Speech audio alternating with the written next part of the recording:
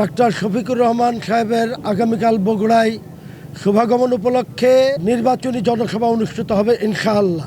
অলি আহমদ সাহেব আসতে পারেন, এনসিপির কেন্দ্রীয় নেতারা যে কেউ আসতে পারেন।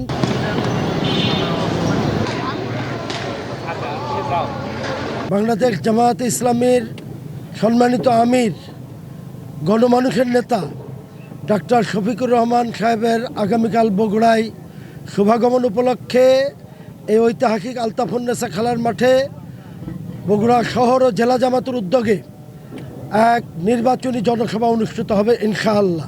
আমরা ইতিমধ্যেই যার উপর যে দায়িত্ব ছিল এই দায়িত্বগুলো আমরা যথাযথ পালনের জন্য আপ্রাণ চেষ্টা চালাচ্ছি।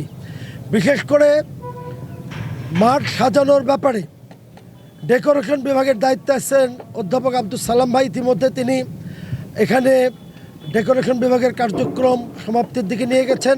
মঞ্চ ব্যবস্থাপনার ব্যাপারেও বিস্তারিত পরিকল্পনা নেওয়া আছে।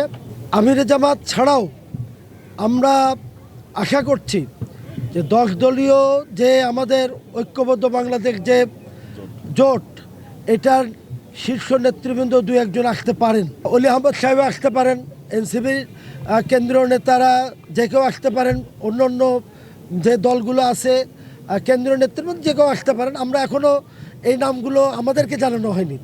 ওই আমিরে জামাতের বহরের সাথে যারা থাকবেন তারাই আসবেন আর কি।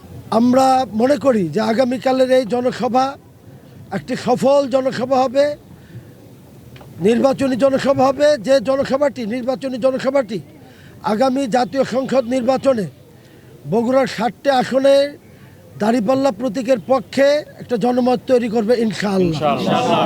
আমরা বিশ্বাস করি যে এবারে সাধারণ জনগণ পরিবর্তন চায়।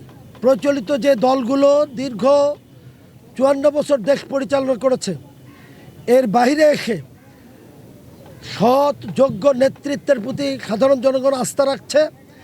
এই আস্থা থেকেই আগামীকালের এই জনসভায় প্রচুর জনসাধারণের সমাগম হবে বলে আমরা বিশ্বাস করি।